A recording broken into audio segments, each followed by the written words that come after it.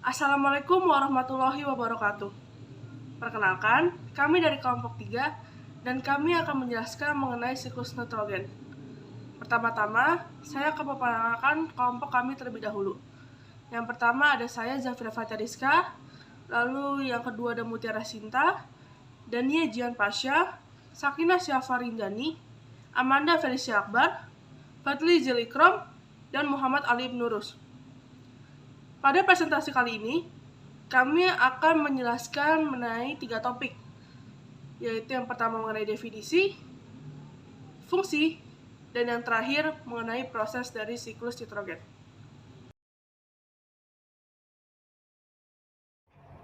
Daur nitrogen. Daur nitrogen merupakan pergerakan nitrogen dari atmosfer menuju bumi dan terjadi secara terus-menerus. Siklus nitrogen sederhana memungkinkan terjadinya perubahan nitrogen dari satu wujud ke wujud kimia lainnya. Nitrogen mempunyai peran yang sangat penting bagi kelangsungan makhluk hidup di bumi. Apabila urutan daur nitrogen terhenti, seluruh makhluk hidup yang ada di bumi akan mati karena tidak tersedianya cadangan nitrogen. Keberadaan nitrogen di muka bumi dibutuhkan untuk membentuk protein dan molekul organik esensial. Setidaknya terdapat sekitar 78% dan unsur nitrogen di udara. Dari jumlah itu hanya organisme tingkat rendah yang dapat menggunakannya seperti bakteri dan alga biru.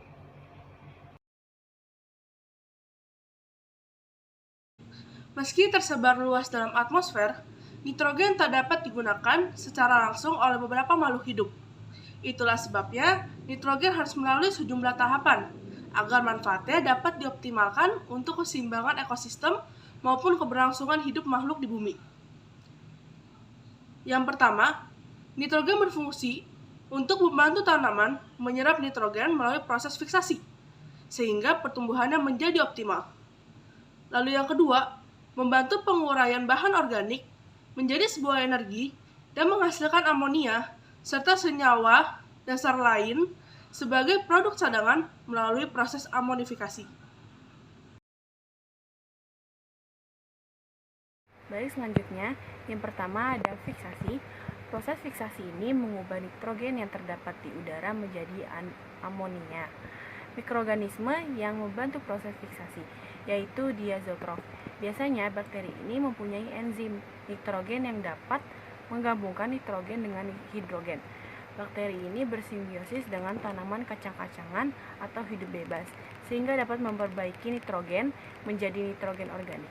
Bakteri-bakteri yang dapat melakukan fiksasi nitrogen antara lain Azotobacterasa, Cyanobacteria, Clostridium, Frankia, dan Rhizonia.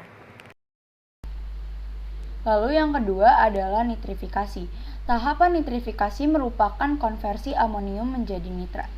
Tahap ini dilakukan oleh bakteri hidup yang berada dalam tanah dan oleh bakteri nitrifikasi lainnya. Tahapan utama dari proses nitrifikasi yakni bakteri Nitrosomonas melakukan oksidasi terhadap amonium, kemudian mengubah amonia menjadi nitrit. Sementara itu bentuk spesies bakteri lainnya seperti Nitrobacter melakukan oksidasi pada nitrit menjadi nitrat. Perubahan nitrit menjadi nitrat sangatlah penting mengingat nitrit adalah racun bagi tanaman. 3. Asimilasi. Saat semua tumbuhan memperoleh nitrogen berasal dari tanah melalui penyerapan akar dalam bentuk ion nitrat atau ion amonium.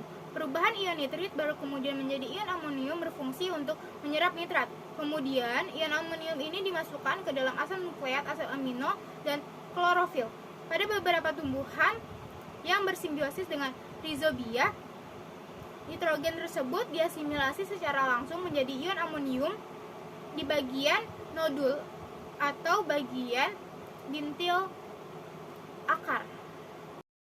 Amonifikasi merupakan tahapan saat sisa-sisa makanan dan limbah terurai oleh organisme dan menghasilkan amonia yang disebut amonifikasi.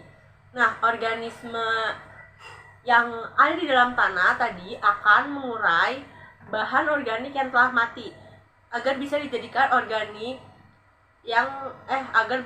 energi yang bisa menghasilkan amonia serta senyawa dasar lain sebagai produk cadangan.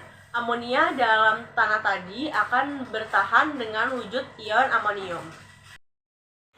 Denitrifikasi merupakan sebuah proses reduksi nitrat yang berubah menjadi gas nitrogen inert atau berukuran kecil dalam tahapan daur nitrogen.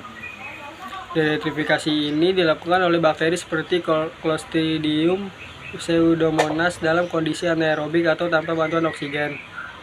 Selama tahap respirasi, bakteri akan menjadi nitrat sebagai akseptor elektron bakteri yang mampu bertahan dalam kondisi anaerobik.